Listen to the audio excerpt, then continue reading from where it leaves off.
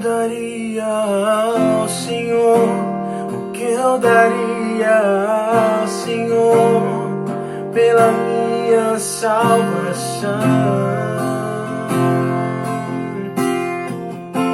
O que eu daria ao Senhor? O que eu daria ao Senhor pela minha salvação?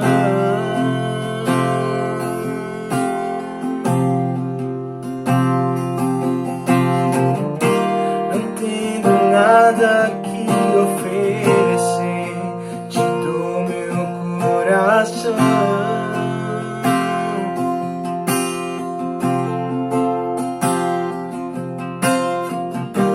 Não tenho nada que oferecer, te dou meu coração.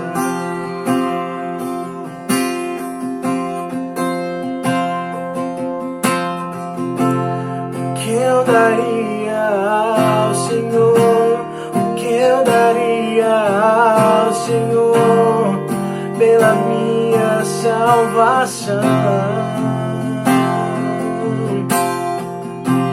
O que eu daria ao Senhor? O que eu daria ao Senhor pela minha salvação?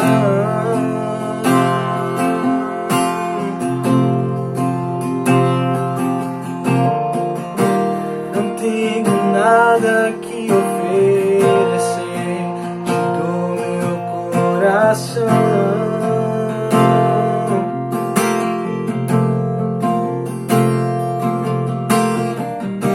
Não tenho nada que oferecer, te dou meu coração.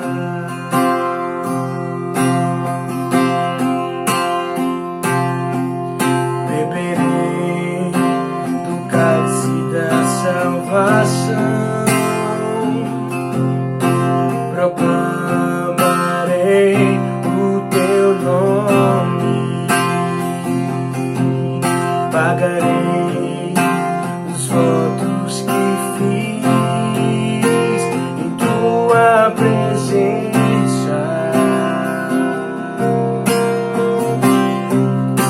Então te seguirei,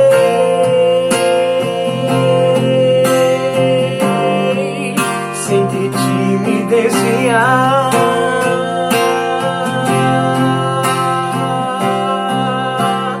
Não importa o custo que isso venha a ter, pois eu te dei meu coração.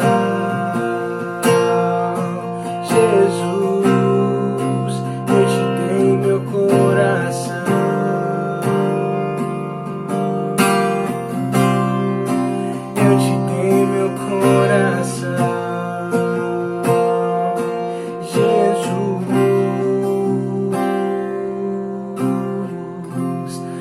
Eu daria ao Senhor, o que eu daria ao Senhor pela minha salvação? O que eu daria ao Senhor? O que eu daria ao Senhor pela minha salvação?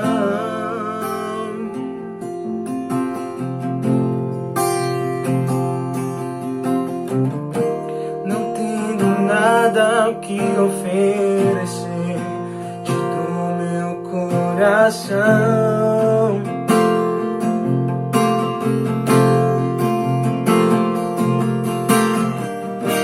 Não tenho nada que oferecer, te dei meu coração.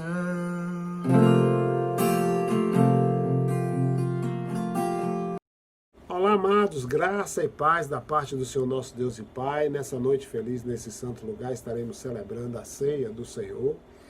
E vamos refletir sobre sofrimento e glória. Essa semana o pastor Edelmir esteve comigo ali na livraria, está em fase de recuperação.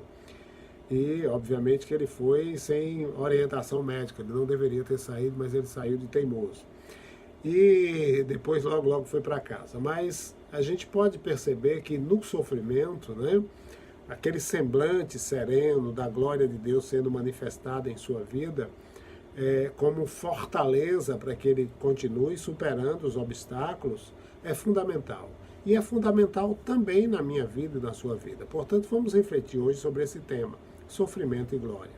E vamos tomar por base o livro de Colossenses, capítulo 1, a fala do apóstolo Paulo, nos versículos 24 e 25, eu vou ler em duas versões. Eu vou ler na versão da Bíblia a mensagem, que diz assim: quero que saibam que estou contente de estar eu preso aqui, não vocês.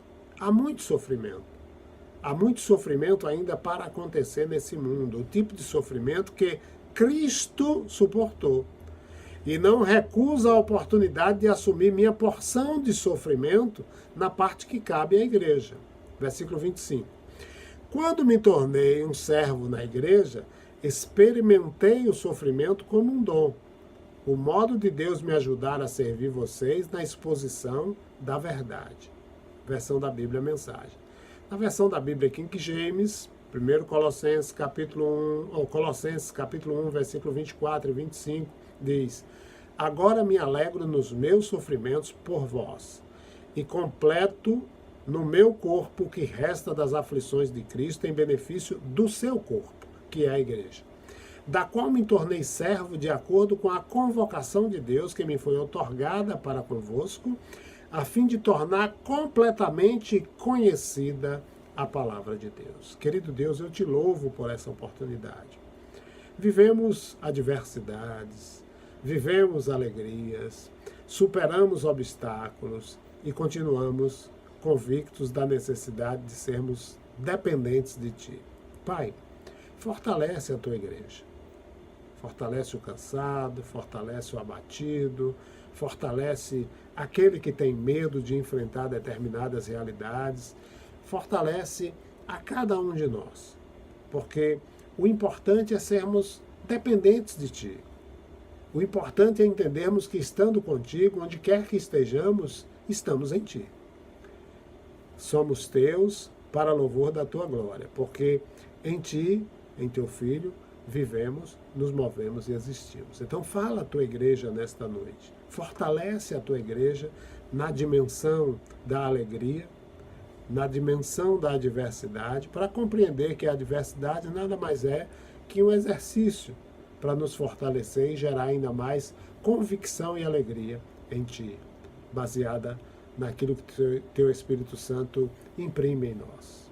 Opera, Senhor, em favor da Tua igreja e das nossas vidas, em nome de Jesus. Amém. E graças a Deus. Então, amados, hoje é noite de ceia. Possivelmente para alguns, né, seja a nossa última ceia virtual. Outros vão continuar tendo, obviamente, o nosso suporte virtual. Mas alguns, a partir de 4 de outubro, possivelmente, já estarão no templo conosco celebrando. Mas vamos refletir hoje sobre esse misto de sofrimento e glória que permeia a minha vida cristã e a sua vida cristã. E isso tem um único propósito. O propósito é que cada um de nós seja fortalecido na nossa jornada como vasos de honra para a glória de Deus. Em dias difíceis como os que a gente está vivendo, é bom, né? Uma reflexão sobre como a gente encara o sofrimento na nossa individualidade, como servos de Deus, como cristãos. Por quê? Porque a história da igreja ela tem nos mostrado que no decorrer das gerações, um misto de sofrimento e de alegria estava enraizado na vida daqueles servos convictos de que é glorioso padecer em função do nome que está acima de todo nome. Então, no início da igreja, a gente pôde perceber uma combinação fantástica de sofrimento e alegria entre o povo de Deus ali nos seus primeiros dias de existência. As condições, por exemplo, em Jerusalém, no começo da igreja primitiva, elas eram, sem dúvida, muito perigosas naquela ocasião e é muito fácil da gente discernir por quê. Por quê? Porque alguns crentes alguns servos de Deus daquela geração estavam convivendo naquela atmosfera em que a crucificação do Senhor Jesus tinha acontecido em bem pouco tempo e não tinha de maneira nenhuma satisfeito o desejo dos inimigos do Senhor, né, e dos inimigos da igreja. E na narrativa da história, por exemplo, do apóstolo Paulo, né, a partir de Atos capítulo 9, que antes era Saulo, está relatada no livro de Atos, né, a gente sabe que aqueles que eram considerados do caminho, como Saulo se referia, né, tornaram-se objetos desse desejo de sangue. E havia o quê? Havia uma forte e violenta hostilidade no coração dos inimigos de Cristo contra os do caminho. E os servos do Senhor precisavam se encontrar, às vezes, em lugares fechados, em lugares trancados, em lugares escondidos. Mas a gente descobre que a palavra louvor era abundante, fluía de forma suave no meio deles. Atos capítulo 2, versículos 46 e 47, mostra que eles viviam a alegria e singeleza de coração, louvando a Deus. Essa é a frase. Independente das circunstâncias e das dificuldades. Independente das adversidades. Sim, porque mesmo quando eles eram arrastados diante das autoridades políticos religiosas daqueles dias, quando eram ameaçados, né? Quando era dito a eles de maneira bem clara quais seriam as consequências que eles sofreriam se persistissem naquele caminho, né? Se persistissem falando do nome de Jesus, eles se regozijavam dizendo terem sido considerados dignos de sofrer afrontas por esse nome. Está lá descrito em Atos capítulo 5, versículo 41. Então, tudo, amados, é uma grande mistura de alegria com sofrimento, tá? A noite na qual o Senhor Jesus foi traído, por exemplo, foi solene, a gente sabe, foi uma noite muito pesada, houve profundas sombras, trevas naquele cenáculo. Mas, amados, ali estava aquele que pôde tomar o cálice sabendo tudo o que ele significava, né? E deu graças, e como última coisa, antes deles saírem, sugeriu o quê? Vamos cantar um hino, ou seja, o louvor estava pulsante, latente, apesar daquilo que estava por vir. Então, essa é a ênfase do Novo Testamento, como a gente vai perceber em alguns textos que vamos ler no decorrer dessa mensagem. Por exemplo, leremos agora Hebreus capítulo 11, versículos 32 a 40, que diz assim, ó: quantos exemplos mais darei? Infelizmente, não dispõe de tempo para falar sobre a devoção de Gideão, Baraque, Sansão, Jefité, Davi, Samuel e os profetas, os quais, por intermédio da fé, conquistaram reinos, praticaram a justiça, receberam o cumprimento de promessas, fecharam a boca de leões, extinguiram a violência do fogo, foram libertos do fio da espada, da fraqueza tiraram força. Tornaram-se poderosos nas batalhas e puseram em retirada exércitos estrangeiros. Algumas mulheres receberam por meio da ressurreição os seus mortos de volta à vida. Uns foram martirizados, mas não negociaram seu livramento a fim de poderem conquistar uma ressurreição ainda mais excelente. Muitos enfrentaram zombarias e torturas, outros ainda acorrentados e jogados aos cárceres, apedrejados, cerrados ao meio, tentados, mortos ao fio da espada. Andaram sem rumo, vestidos de peles de ovelhas e de cabras, necessitados, angustiados e maltratados, caminharam como refugiados, vagando pelos desertos e montes, pelas cavernas e buracos na terra, pessoas das quais o mundo não foi digno. Ora, versículo 39, todos esses, apesar de haverem sido aprovados por Deus por meio da fé, não presenciaram a concretização do que ele havia prometido. Versículo 40. Tendo em vista que Deus havia providenciado algo ainda mais excelente para nós, a fim de que, juntamente conosco, pudessem ser eles também aperfeiçoados. A gente percebe claramente, amados, que o capítulo 11 aqui é concluído não com uma lamentação, não com murmuração, mas com triunfo, com louvor, com alegria, independente do sofrimento. Essa geração nossa, ela tem um calozinho que sofre uma pequena pisada e já quer destruir tudo, até a sua própria vida e a sua própria comunhão com Deus.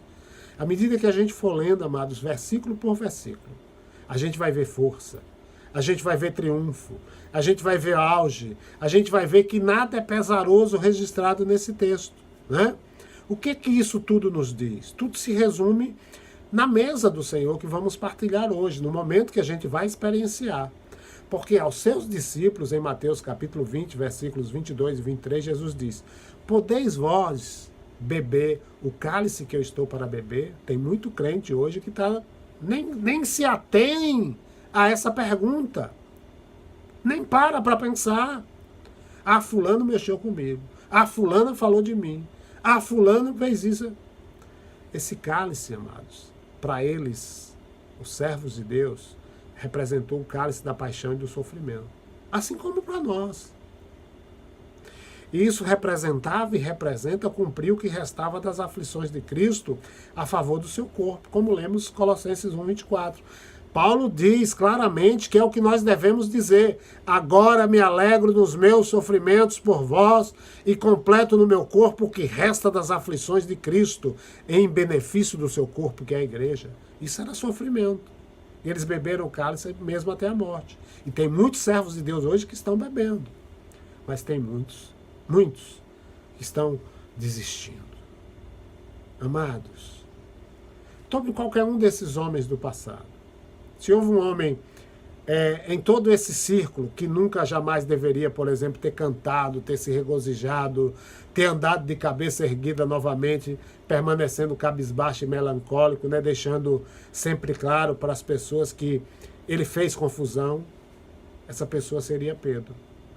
Mas ouça o que Pedro diz pós-restauração lá em João capítulo 21, a partir do versículo 16, na sua primeira epístola, no capítulo 1, versículo 3, ele diz: bendito Deus e Pai de nosso Senhor Jesus Cristo. A palavra bendito aqui significa louvado. Bendito Deus e Pai de nosso Senhor Jesus Cristo, que segundo a sua muita misericórdia. Pedro sabia o que estava falando. Pedro, ele foi restaurado, ele foi moldado, ele foi curado, né? Nos regenerou, ou seja, para uma vívida esperança. O Senhor não nos regenerou para um terrível desespero, para uma vida de angústia, para uma vida de lamúria, mas para uma vívida esperança. Não é uma viva esperança, é uma vívida. Ou seja, a palavra vívida é muito mais enfática do que vida. Você pode estar vivendo, pode estar vivo, mas pode não ser vívido. Porque vívido é sinônimo de vivacidade, de animação, de ardor, de alegria, para uma vívida esperança mediante a ressurreição de Cristo Jesus dentre os mortos. Existe algo, amados, de tremenda esperança e otimismo nisso. E foi exatamente isso que aconteceu com os demais apóstolos.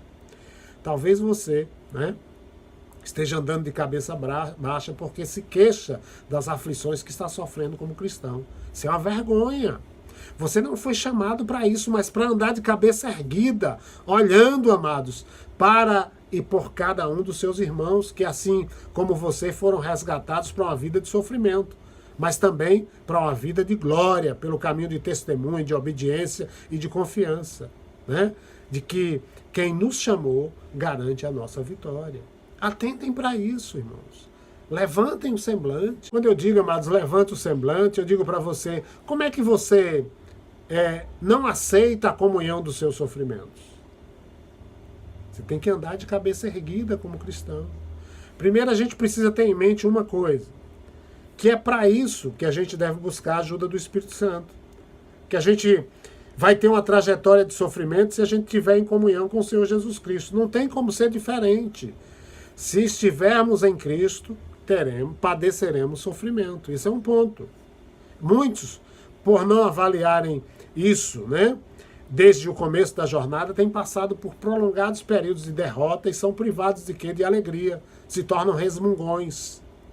A gente deve chegar a um ponto, quando a gente senta, quando a gente avalia, quando a gente chega a uma conclusão definitiva sobre essa temática. Mesmo que muitas vezes a gente não seja capaz de ver que o nosso sofrimento ele é devido ao nosso relacionamento com o Senhor. Os sofrimentos, amados, são bem múltiplos e variados. E muitas vezes parecem não ter nenhuma relação com a nossa vida cristã, mas tem. E ao mesmo tempo, independente da gente discernir isso claramente, né, a gente precisa entender, tudo está relacionado à minha vida com Deus. Tudo está relacionado à minha jornada rumo a Jerusalém celestial. O fato, amados, é que a trajetória rumo a Jerusalém que cada um de nós, servos de Deus, nós trilhamos e devemos trilhar como companheiros de Jesus. E saber que, como companheiros de Jesus, vivemos um caminho de sofrimento. Quanto mais você adiar ou se demorar em deixar claro isso aí na sua cabecinha, na sua cachola, na sua mente, mais tempo você vai ser mantido nesse estado de expectativa de que tudo vai mudar, né? Que as coisas vão melhorar. E como isso não vai acontecer, você vai continuar sendo abatido, achando que você está errado, que tudo está errado, que Deus está contra você, e todo esse tipo de bobaseira, que nada mais é do que imaturidade. Potência, amados, do ego distorcido. Na verdade, quem está nesse estágio, né, está dando ao inimigo terreno para que ele deseja, para que ele possa destruir o seu testemunho. Amados, em momentos de ceia, a primeira coisa que a gente deve lembrar ao tomarmos esse cálice, nessa noite especificamente, né, é que enquanto a gente toma como o cálice da salvação, e estamos nos lembrando do sacrifício, da expiação que está no sangue do Cordeiro, né, com toda a maravilhosa redenção que esse evento representa, o cálice também nos fala da comunhão com os sofrimentos de Cristo Jesus. É o cálice de Cristo. É cumprir o que resta. Nós somos o remanescente das aflições de Cristo por seu corpo, que é a igreja, como Paulo disse ser. Não somos capazes, amados, de ver os valores disso em nós mesmos. A gente fica demasiadamente ocupado com o preço, o sofrimento, a provação, questiona aqui, questiona ali, né? Mas quando a gente olha mais à frente pela ótica do Espírito Santo, a gente pode ver o admirável crescimento espiritual, a maravilhosa purificação do Espírito na nossa vida, o embelezamento da nossa vida. Sim, amados, algo está subindo para seu louvor e glória, enquanto Cristo está sendo formado na sua vida, por meio das chamas da adversidade e do sofrimento, para louvor e glória do Senhor, obviamente, né? Porque é a nossa comunhão com Ele nos seus sofrimentos que vai produzir mais semelhança com Ele. Portanto, a primeira coisa que a gente deve fazer é contar com isso e ter isso bem estabelecido na nossa mente. Que venha o sofrimento, que venha a adversidade, continuaremos alegres, felizes, como servos do Senhor, ali em Atos capítulo 5, versículo 41. Então, qual é a sua expectativa? O que você está esperando? O que lhe preocupa? Pelo que você tem suplicado e orado. Porque se você está orando por libertação total e final da adversidade, do sofrimento, da dificuldade, eu vou dizer uma coisa bem clara para você. Sua oração nunca vai ser respondida. Porque as formas de sofrimento, elas podem variar.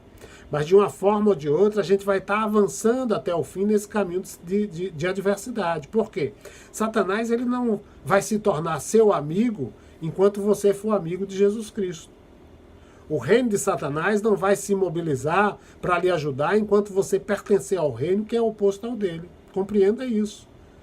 Porque isso vai livrar, possivelmente, você do aprisionamento mental. Nós fomos libertos.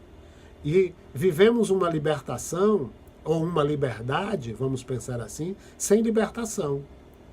Como é que você explica isso, pastor? Você foi liberto, vive uma liberdade, mas sem libertação. É simples.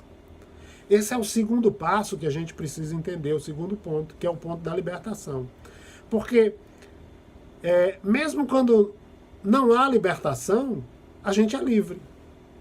Existe um texto na palavra de Deus, amados, que provavelmente ele muitas vezes tem sido confundido. Hoje eu falava com um irmão, ele me fez algumas perguntas, e ele me disse ficar maravilhado, porque pela forma com que a gente expõe a palavra de Deus. E existe um texto que muitas vezes deixa as pessoas confundidas. Parece ser algo que se reverte sobre si, né? Parecendo não ser verdade. Olha o que diz, 1 Coríntios 10, 13. Quero que você entenda bem isso. Deus é fiel e não permitirá que sejais tentados além das vossas forças. Pelo contrário, juntamente com a tentação, vos proverá livramento, de sorte que a possais suportar. O que você acha disso? Livramento de sorte que a possais suportar. Boa pergunta, né? Porque isso não é ficar livre do sofrimento, é? Não. É você subjugar a dificuldade. Paulo, ele clamou, lembram? Pelo espinho na carne, para que fosse removido por 3 vezes. A Bíblia mostra que o apóstolo Paulo buscou do Senhor a respeito dessa temática, só que o Senhor respondeu o quê?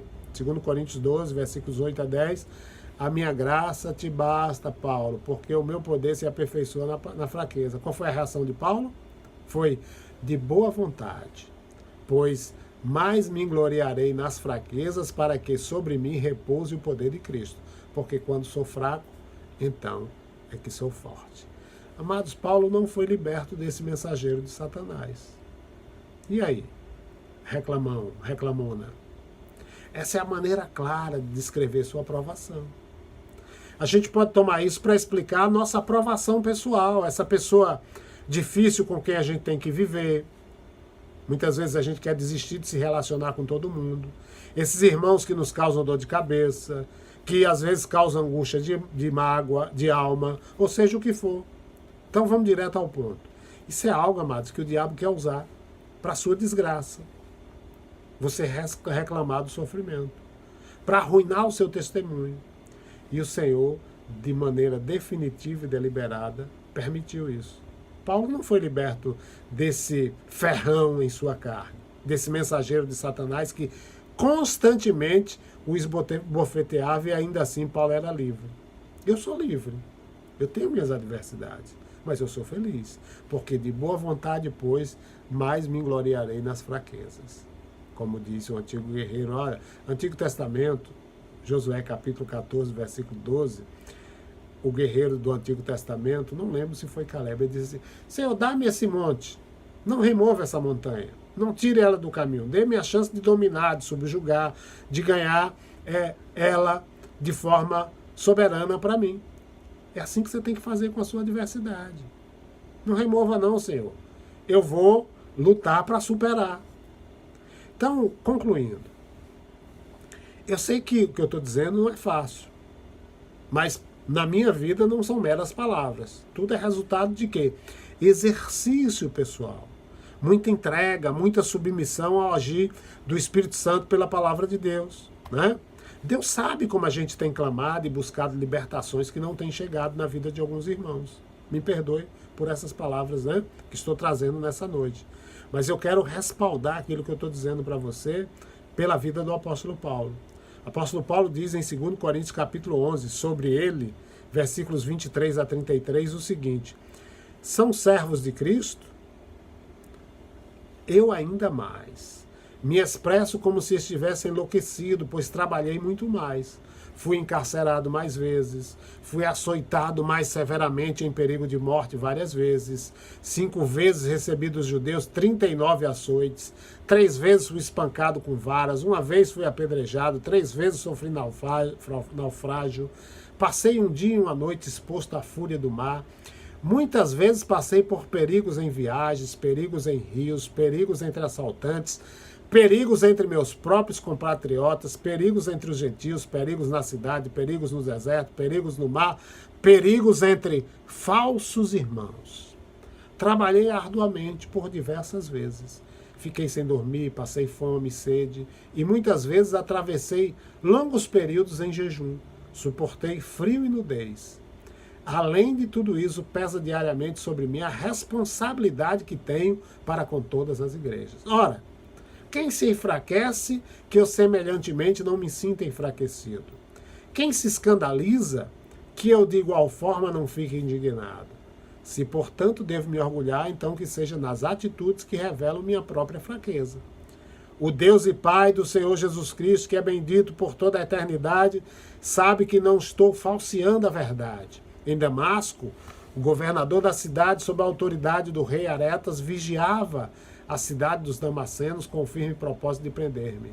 Todavia, através de uma janela, desceram-me muralha abaixo dentro de um cesto, e assim fui livrado das mãos dele. O espinho na carne e a glória vem logo depois desse contexto, diante de todo o sofrimento que ele viveu. Mas em todo o tempo ele continuou confiando no Senhor. Então, apesar deles terem sido pouco detalhados e registrados na palavra, isso aqui, amados, é uma longa lista de intensos sofrimentos de um servo de Deus. E em sua narrativa, né, fica claro que ele se gloriava, ele se regozijava, ele se alegrava no sofrimento. Ele não ficava inquieto, não ficava cabisbaixo, e vou repetir, não ficava resmungando pelos cantos. Hoje é noite de ceia. A mesa do Senhor, amados, como já disse antes, é uma mistura de alegria e sofrimento. Eu não creio que o Senhor vai fazer alguma mudança nas nossas circunstâncias até que a gente tenha subjugado as circunstâncias. Independe da vontade do Senhor. Tá? Porque nós temos que viver de forma a superar as nossas adversidades. Obviamente que com a ajuda do Senhor. Tá? A vontade do Senhor específica na situação e nas condições que nos envolvem, né, é a verdadeira libertação. E Ele está aguardando até que a gente seja liberto da nossa atitude interior, do nosso espírito. A gente tem que aperfeiçoar a nossa vida interior. A atitude no meu e no seu interior, se ela for movida pelo ego, ela se opõe a esse descansar em Deus. Porque vai tentar, de alguma forma, estipular que você não deve continuar com o Senhor a menos que Ele lhe conceda condições favoráveis. Quando você desiste de coisas específicas como, eu vou deixar de congregar porque eu não aguento mais, é muita pressão. Eu vou deixar de amar aquele que me odeia. Eu vou deixar de comungar com determinados irmãos. Você está se movendo aí não pelo Espírito Santo, mas por um espírito de engano que, na verdade, está negando da graça, uma negação da suficiência de Deus. Paulo diz, a minha graça te basta, de boa vontade, pois. E olha o que Paulo sofreu. Então a saída é para cima, o caminho da vitória é sobre, não é de. Portanto, antes mesmo de alguma coisa mudar, a gente deve encontrar a graça que vai resultar em plenitude de alegria. É isso que você precisa entender. Às vezes, amado, como aconteceu com Paulo, né? Às vezes também com Pedro. Pedro diz, contristados por várias provações. Paulo diz, às vezes seremos abatidos, mas se dermos uma chance à graça de Deus, a gente vai encontrar a antiga alegria novamente. Então, amado irmão, amada irmã, dê uma chance a você mesmo, tá? Esteja lá na mesa do Senhor. Ela não foi extinguida. Ela nunca vai morrer até Jesus voltar. A sua fé é que pode desfalecer se você pensar que as adversidades não são para você. Então, você talvez pense que o que você está vivendo não é normal. Eu vou perguntar para você, o que é normal para você? Será que o normal é a miséria, a depressão, a melancolia? Ou será que isso nos marca somente por um tempo, ou algumas vezes? O normal não é alegria, independente da adversidade? O normal não é entender que na adversidade há esperança? O normal não é viver uma vida de otimismo? Obviamente que sim, né? Então, amados, eu temo por algumas pessoas, porque algumas pessoas têm a ideia de que entregam tudo que tem de si, se porventura sorrirem ou expressarem alguma alegria. Irmãos, deve haver em mim e você alegria, algo borbulhando em nós que não é nosso, mas é do Senhor. Nós temos que alegrar-nos no Senhor. Nós temos que nos alegrar para a glória do Senhor, porque nele vivemos, nos movemos e existimos. Portanto, amados, hoje é noite de ceia. A mesa do Senhor está posta. Quando a gente tomar o cálice, que eu e você, né, nessa noite feliz, nesse santo lugar, mesmo distantes uns dos outros, a gente possa tomar o cálice tendo esse reconhecimento. Eu sei o que isso significa. A comunhão dos seus sofrimentos. Tomar a minha parte das dificuldades com os apóstolos, com os profetas, pela graça de Deus. Ó Senhor, eu vou tomar esse cálice porque é pela tua graça. Só que tem o outro lado, né? Faça isso alegre por ter sido é julgado digno de padecer pelo nome do seu Salvador. E percebendo que é através do sangue do Cordeiro que você foi regenerado para uma viva esperança, uma vívida esperança pela ressurreição de Jesus Cristo dentre os mortos. Então, amados, tenhamos graça para buscar o Senhor com essa resolução. E por sua graça, não iremos nos render, mas vamos triunfar, tá? Mesmo na hora da provação e do sofrimento. Porque dessa forma a gente vai encontrar a nossa libertação. Deus proverá livramento de forma que possais suportar. Amém? Vamos à ceia do Senhor. Pai, te louvo por essa oportunidade, por essa mensagem. Te peço no nome de Jesus que cada coração esteja convicto do valor da alegria, independente do que esteja vivendo. Esteja convicto da realidade que é alegrar o teu coração, se alegrando no sofrimento do teu filho. Se alegrando naquilo que o teu filho propôs para nós, participarmos daquele momento da ceia, desse momento da ceia, até que ele venha. E o Senhor vai voltar.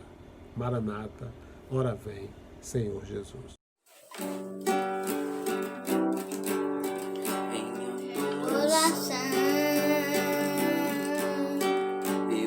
Rendo a ti, és como rio de águas vivas, fui dentro de mim, fui Senhor, fonte inesgotável, traz o coração.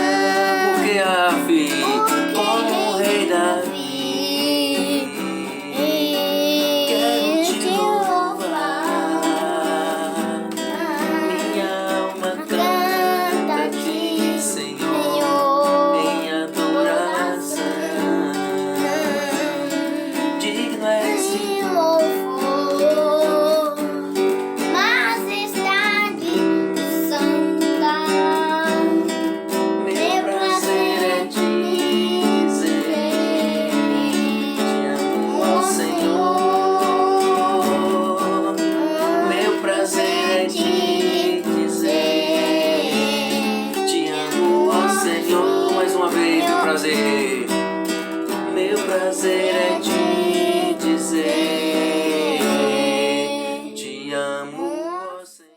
Vamos à nossa ceia, amados, né? Vamos à nossa ceia nessa noite feliz, nesse santo lugar. A palavra de Deus, ela claramente nos diz, em 1 Coríntios capítulo 11, a partir do versículo 23, nos instrui como celebrar a ceia. O apóstolo Paulo recebeu essa instrução do Senhor, né? E dessa forma as igrejas de Cristo reúnem-se para essa comunhão de celebração até que o Senhor venha.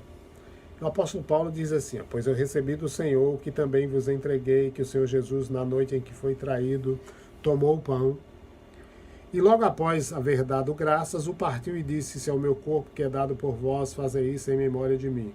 Do mesmo modo, depois de comer, ele tomou o cálice e declarou: esse cálice é a nova aliança no meu sangue, fazer isso todas as vezes que o beberdes em memória de mim.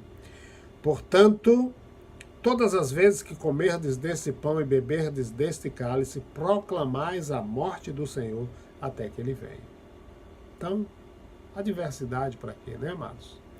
Vamos ao primeiro elemento. Eu vou orar e nós vamos ler o texto e depois você vai ter um momento de louvor em que você vai participar desse primeiro elemento, ok? Partilhar aí com seus familiares, ou se você estiver sozinho, você não está só, porque o Espírito Santo está com você, habita em você, e vai mover o seu coração para essa compreensão de que, independente das adversidades, a alegria é que vai prevalecer para glorificar e exaltar o nome do nosso Senhor e Salvador Jesus Cristo. Então, o primeiro elemento diz assim, antes de ter dado graça, o partiu e disse: isso é o meu corpo que é dado por vós, fazei isso em memória de mim. Querido Deus, eu te louvo por essa oportunidade. Eu te agradeço porque sei que estamos vivendo momentos difíceis. Sei que muitos irmãos que fazem parte do teu corpo, a igreja, a noiva do Cordeiro, ainda não aprenderam a assimilar, a discernir o elo entre sofrimento e alegria. Não aprenderam que isso glorifica o teu nome. Mas eu te louvo, Senhor, porque ainda assim o Senhor nos atrai para ti, para participarmos desse momento, e que nessa noite feliz, nesse santo lugar, corações sejam abertos para que a luz do Espírito Santo eles possam se derramar de gozo, de alegria, independente das circunstâncias. Opera, Senhor. Eu te sou grato por poder participar desse momento, porque eu sei quem eu era e sei quem eu sou. E se eu sou quem eu sou agora, é exatamente porque o teu filho morreu na cruz para que eu tivesse vida. E esse momento é um momento em que a esperança do encontro com o Senhor, eu sei que o meu Redentor vive, será algo maravilhoso, que nos alegrará, mas não vai, até esse momento chegar, a minha alegria não vai ser roubada, então que a sua alegria também não seja. Comamos, pois, amados, o pão. Eu te agradeço, Senhor, por essa oportunidade, em nome de Jesus. Amém. E graças a Deus.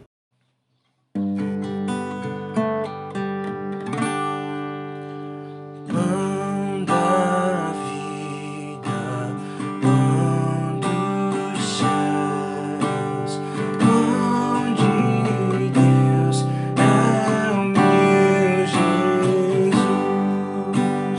Pão que dá ao coração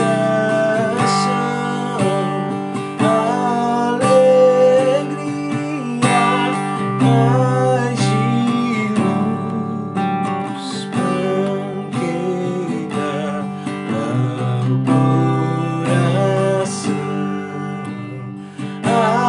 alegria, paz e luz.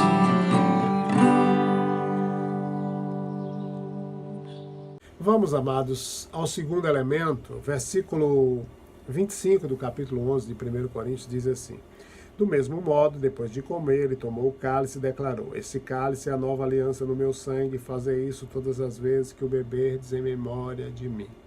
Amém. Né? Sangue de Cristo vertido na cruz do Calvário, para que eu e você tivéssemos vida. Pai, eu te louvo por esse segundo elemento. Te louvo pela tua igreja. Te louvo pela oportunidade que temos de, como irmãos, mesmo distantes, viver a sintonia, a koinonia, a comunhão que o Senhor pré-estabeleceu antes da fundação do mundo em teu Filho. E te louvo, porque nesta noite feliz, nesse santo lugar, nossos corações se unem para te glorificar e te exaltar, participando da mesa do Senhor. Obrigado, Pai, por isso. Eu te agradeço em teu Filho Jesus. Amém. E graças a Deus. Bebamos, amados, o suco.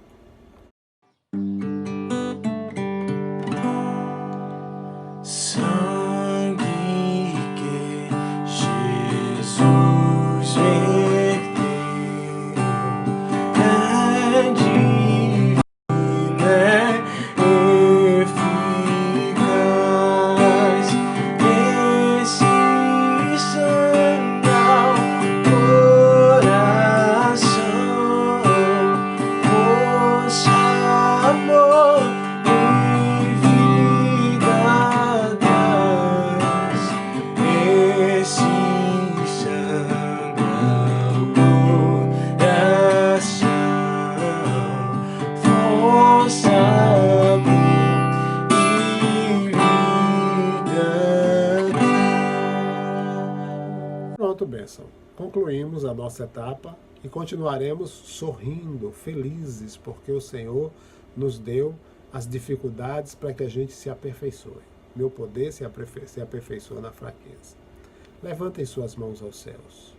Que o amor de Deus, o nosso Pai, a graça salvadora de Cristo Jesus e a comunhão e a consolação do Espírito Santo de Deus seja com cada um de nós, povo seu, e com todo o povo de Deus espalhado na face da terra. Quem crê diz amém, aleluia, glória a Deus. Fiquem com Deus.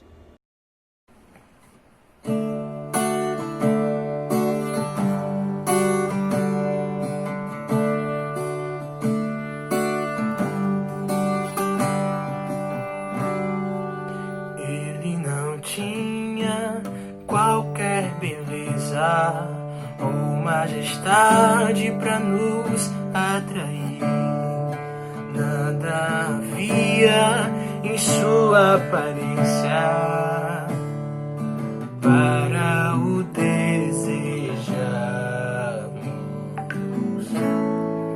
mas rejeitado dentre os homens, ainda assim carregou nossas dores. O seu castigo nos traz paz e a esperança não se esvai. A oferta pela culpa ele ofereceu para satisfazer o Criador. Ele morreu para que a sua luz em nós pudesse brilhar. O Filho do amor se entregou em nosso lugar.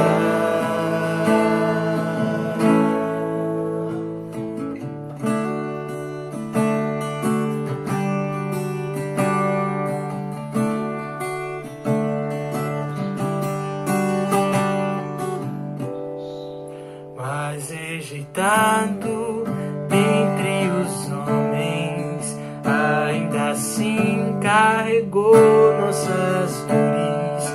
O seu castigo nos traz paz e a esperança não se esvai.